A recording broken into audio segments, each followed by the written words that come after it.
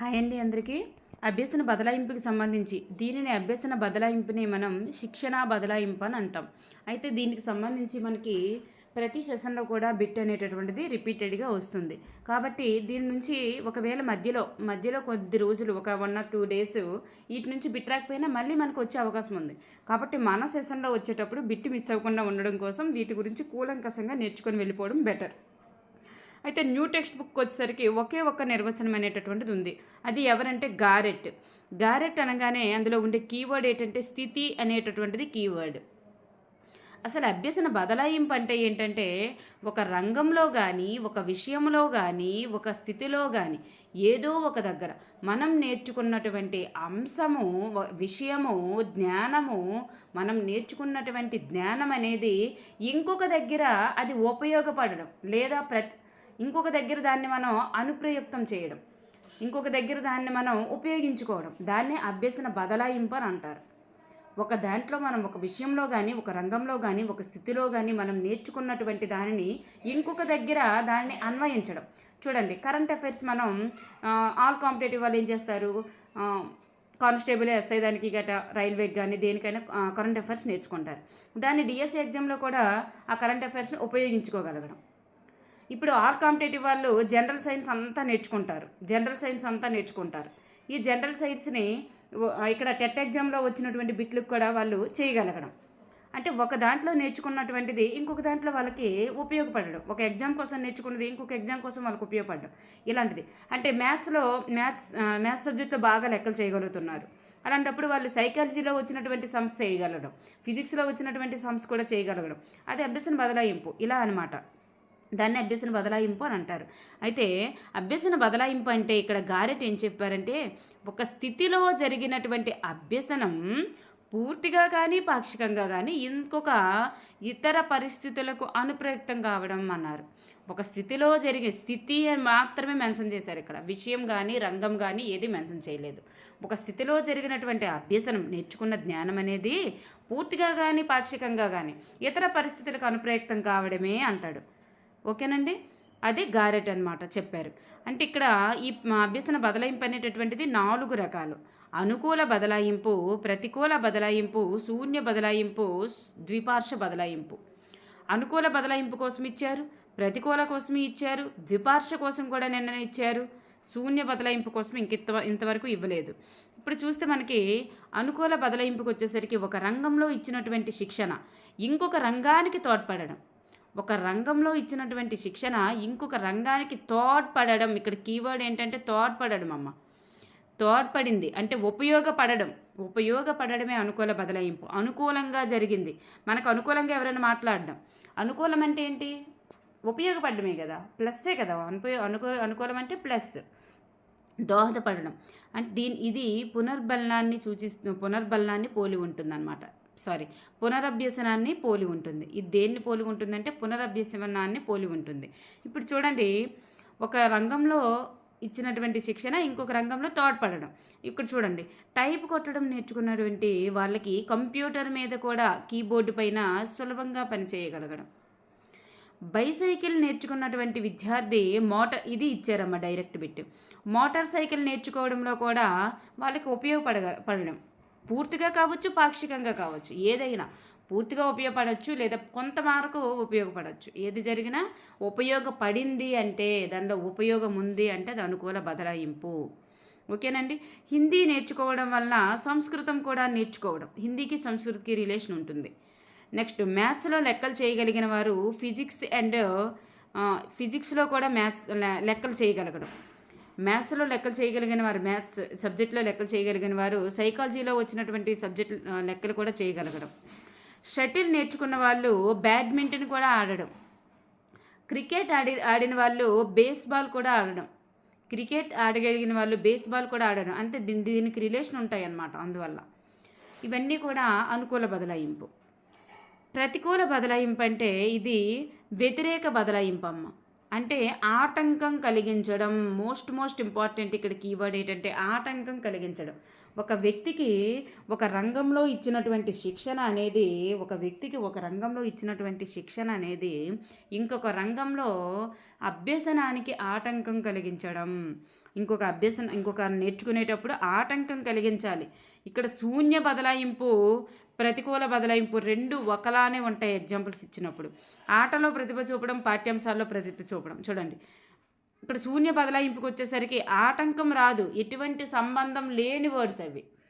ఇక్కడ కొంచెం సంబంధం ఉన్నట్లుగా ఉంటాయి, ఆటంకం ఉంటుంది. ఇక్కడ చూడండి, ఇక్కడ సంబంధం ఉన్నట్లు ఉంటుంది. హిందీ ఇచ్చారు, ఇంగ్లీష్ ఇచ్చారు, హిందీ ఇచ్చారు, ఇంగ్లీష్ ఇచ్చారు. కానీ హిందీ ఇచ్చేసి హిందీ నేర్చుకోవడం అని చెప్పేసి ఆటలు నేర్చుకోవడం, పాటలు పాడడం అంటే రెండు సబ్జెక్టులకు సంబంధించి ఉంటాయి.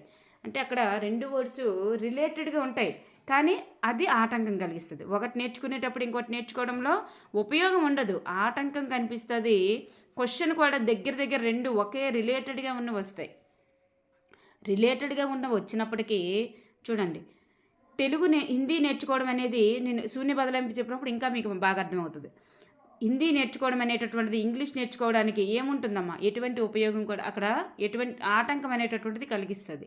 హిందీ వాళ్ళు నేర్చుకునేటప్పుడు ఇంగ్లీష్ ప్రొనౌన్సియేషన్ చేసినప్పుడు ఆటంకం కలిగించడం, తెలుగు నేర్చుకోవడం వల్ల ఇంగ్లీష్ నేర్చుకోవడంలో ఆటంకం కలిగించడం. బట్ అని నేర్చుకున్న అబ్బాయి పుట్టుని కూడా పట్టని చదవడం. బట్టని నేర్చుకున్న అబ్బాయి పుట్టుని కూడా పట్టని చదవడం. అదేమైంది, ఇది నేర్చుకోవడం వల్ల ఇంకొకటి నేర్చుకోవడంలో ఆటంకం కలిగిస్తుంది. ఆటంకం కలిగించాలి. ఇక్కడ ప్రతికూల అంటే ఆటంకం ఉండాలి. ఎటువంటి సంబంధం లేదనుకోండి. ఇక్కడ చూడండి, ఇక్కడ హౌస్ అని నేర్చుకున్న, ఇక్కడ ఒకవేళ బట్ట కాకుండా హౌస్ అని నేర్చుకున్న అబ్బాయి పుట్టిని పట్టని ఉచ్చరించడంలో ఉండే బదలాయింపు అన్నారు అనుకోండి. హౌస్ అని నేర్చుకున్న అబ్బాయి పుట్టిని పట్టని ఉచ్చరించడం అన్నారనుకోండి. అరే పుట్టిని పట్ట అన్నారు కదా, ఇది ప్రతికూల బదలాయింపు అనుకోకూడదు మీరు. అక్కడ ఈ హౌస్ని నేర్చుకున్న అబ్బాయి ఈ పుట్టిని పట్టని ఉచ్చరించడానికి ఎటువంటి రిలేషన్ అయినా ఉందా, ఈ హౌస్ నేర్చుకోవడానికి ఆ పట్టు పలకడానికి ఏమైనా రిలేషన్ కానీ ఆటంకం కానీ కలిగించిందా? ఎటువంటి రిలేషన్ లేకపోతే అది శూన్య బదలాయింపు. అక్కడ రిలేషన్ ఉండి ఆటంకం కలిగిస్తుంటే అది ప్రతికూల బదలాయింపు. ఓకేనండి. బిట్ ఇక్కడే మీకు చాలాసార్లు మిస్ అవుతుంటుంది. అది శూన్యనా ప్రతికూల తేల్చుకోలేరనమాట. శూన్య అంటే ముందు నేర్చుకోవడం వల్ల మాత్రమే వెనకది తప్పుగా పలకడం, ముందు నేర్చుకోవడం వల్ల మాత్రమే ముందు ఒక అంశాన్ని నేర్చుకోవడం వల్ల మాత్రమే వెనకది మిస్టేక్ చేయగలుగుతుండడం, వెనకది నేర్చుకోవడంలో ఆటంకం రావడం. హౌస్ అనేటటువంటి బహువచనం నేర్చుకున్న, హౌస్కి బహువచనం హౌసెస్ అని నేర్చుకున్న పిల్లవాడు మౌస్కి బహువచనం కూడా మౌసెస్ అని పలికేయడం. మౌస్కి బహువచనం ఏంటి, MICE మైస్ అవుతుంది. కానీ మౌసెస్ అని చెప్పాడు. ఎందుకు చెప్పాడు, ముందు ఆల్రెడీ ఒకటి నేర్చుకోవడం వల్ల మాత్రమే ఇంకొకటి చెప్పగలిగాడు. సో ఈ హౌస్కి మౌస్కి రిలేటెడ్గా బిట్టిచ్చారు.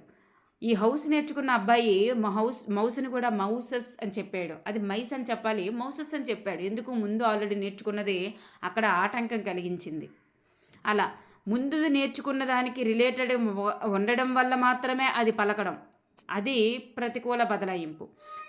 చూడండి, ఇది అలవాటులో పొరపాటు వంటిది. పురోగామి అవరోధాన్ని పోలి ఉంటుంది.